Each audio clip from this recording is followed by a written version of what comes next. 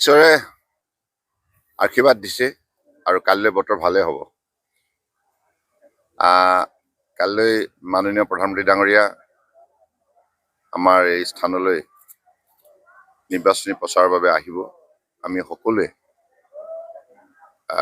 বিশেষকৈ শিৱসাগৰ জিলা, চৰাইদেউ জিলা আৰু ডিব্ৰুগড় জিলা, তিনিখন জিলাৰ 9টা বিধানসভা সমষ্টিৰ ৰাইজে আমি মিলিত প্ৰচেষ্টাৰে এই মহাস্থানতে তেখেতক অসমৰ ৰাইজৰ হৈ স্বাগতম জনাওঁ। ইয়াৰ বাবে প্ৰস্তুতি তীব্ৰ গতিত চলিছে আৰু আমাৰ দৃঢ় বিশ্বাস ৰাইজৰ সহযোগত এইখন সভা সফল হ'ব।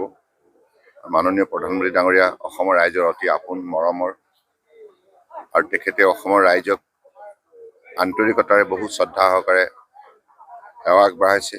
গতিকে যিখিনি কথা তেখেতে কৈছিল প্ৰতিটো কথাই আজি তেখেতে বাস্তৱায়িত কৰাৰ বাবে অসমৰ ৰাইজ আনন্দিত আৰু তেখেতৰ আগমনৰ বাবে উৎকণ্ঠাৰে সকলোৱে বাট চাই আছে।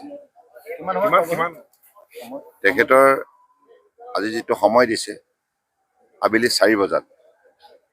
অহা কালিলৈ আপোনালোকে জানে নিশ্চয় দেশৰ শক্তিশালী আদৰ্শবাদী নেতা প্ৰধানমন্ত্ৰী নৰেন্দ্ৰ মোদী ডাঙৰীয়া এইবাৰ 26 চনৰ নিৰ্বাচনৰ অসমৰ উজনি অসমৰ 9টা সমষ্টিলৈ আয়োজন হোৱা এই মহা ৰেলীত অংশগ্ৰহণ কৰিব।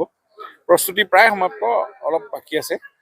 ইতিমধ্যে দুবাৰকৈ কেন্দ্ৰীয় মন্ত্ৰী সৰ্বানন্দ সোণোৱাল ইয়াতে আহি ৰিভিউ কৰিছে, অগ্ৰগতিৰ বুজ লৈছে। এতিয়াও তেখেতে আহি ইয়াতে আছে উপস্থিত হৈ আমাৰ যাতে কোনো দৰ্শকে অসুবিধাত নপৰে, ইয়ালৈ অহা ৰাইজ অসুবিধাত নপৰে, আমাৰ প্ৰধানমন্ত্ৰী যাতে সুন্দৰকৈ আহি তেওঁ নিৰ্দিষ্ট সময়ত তেওঁ ভাষণ দি ৰাইজক আকৰ্ষিত কৰিব পাৰে, তাৰ গোটেই ব্যৱস্থাখিনি ইয়াতে সম্পূৰ্ণ কৰা হৈছে। ইতিমধ্যে আমাৰ যি 9টা LSCৰ ইয়াতে টাৰ্গেট আছে আমাৰ প্ৰায় 1,30,000, আমি যিটো 1,30,000 হৈছোঁ, বতৰ যদি ভাল হৈ থাকে 1.5 লাখ চুবগৈ। আৰু আমি ইতিমধ্যে আমাৰ আজি গড়কাপ্তান বিভাগ হওক, জিলা প্ৰশাসন সকলোৱে ছিকিউৰিটি হওক, পাৰ্কিং হওক, সকলো ব্যৱস্থা সম্পূৰ্ণ হৈছে। হেলিপেড সম্পূৰ্ণ চেপন কলেজৰ প্ৰায় যোৱাকালিয়ে প্ৰায় কমপ্লিট হৈছে। দুবাৰকৈ তাত ট্ৰায়েলো লৈছে আমাৰ এয়াৰ ফ'ৰ্চৰ, তেওঁলোকৰ হেলিকপ্টাৰৰ যোগেদি আমাৰ হেলিকপ্টাৰ অ'কে হ'ল। আৰু এতিয়া ভেনুটোত অলপ কাম বাকী আছে, ছিটবিলাক চকীবিলাক লেয়িং কৰিবৰ কাৰণে, আৰু ষ্টেজৰ কাম কমপ্লিট হৈছে। এপ্ৰ'চ ৰোডকেইটাৰ প্ৰায় কাম শেষ হৈ গৈছে। বৰষুণ দি আছে, তথাপিতো জোৰদাৰ গতিত কামবিলাকো চলি আছে। কোনো প্ৰতিকূল অৱস্থা হ'লেও যাতে আমাৰ ৰাইজে কোনো কাৰণতে অসুবিধা নাপায়, সেই ক্ষেত্ৰত পূৰা আমাৰ জিলা প্ৰশাসনে, চৰাইদেউ হওক, আমাৰ ডিব্ৰুগড় জিলা প্ৰশাসনে তেওঁলোকে দিনে ৰাতিয়ে লাগি গড়কাপ্তানভাৱে কাম কৰিছে, মই ধন্যবাদ জনাইছোঁ। আৰু আমাৰ ইয়াতে যিখিনি ছিকিউৰিটি ফ'ৰ্চ তেওঁলোকেও ইয়াতে আহি ধুনীয়াকৈ কামখিনি চলাই আছে। গতিকেলৈ মই ভাবোঁ মোবাই যিহেতু ষ্টেজৰ দায়িত্ব লৈছে, ষ্টেজৰ কমপ্লিট হৈ গ'ল, পেণ্ডেলৰ অলপ কাম বাকী আছে, হয়তো 1 ঘণ্টাত শেষ হৈ যাব। ভাৰতৰ যশস্বী প্ৰধানমন্ত্ৰী নৰেন্দ্ৰ মোদী গোটেই বিশ্বই যাক মানে, তেনে এজন মানুহ যেতিয়া অহাকালিলৈ আহিব আমাৰ ইয়াত, আমি অধিক আগ্ৰহে অপেক্ষাৰে ৰৈ আছোঁ যে তেওঁ কেতিয়া আমাৰ ইয়াত আহি পাবহি।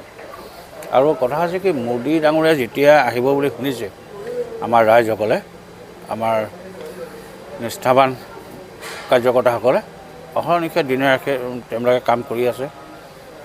আৰু অহাকালি প্ৰায় 1,20,000 1,30,000 মানুহৰ ইয়াত সমাগম হ'ব আৰু খুব ভাল হ'ব। খুব সুন্দৰভাৱে এটা পৰিৱেশ ইয়াত তৈয়াৰ হৈছে।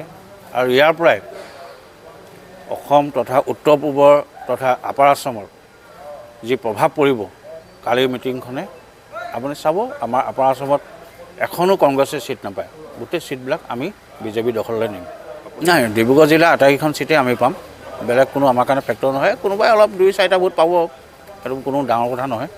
আৰু বিৰোধী নাথাকিলেতো যদিও ভাল নালাগিব নহয়, সেইকাৰণে 2-4টা কোনোবাই ভোট পাব। প্ৰচাৰটো হৈছে, কিন্তু বিৰোধীয়ে প্ৰচাৰটো বহুত কৰিছে, কিন্তু আপুনি 9 তাৰিখৰ দিনা চাব ৰাইজে আমাৰ বিজেপি দলকে সমৰ্থন কৰি ভোটটো দিব।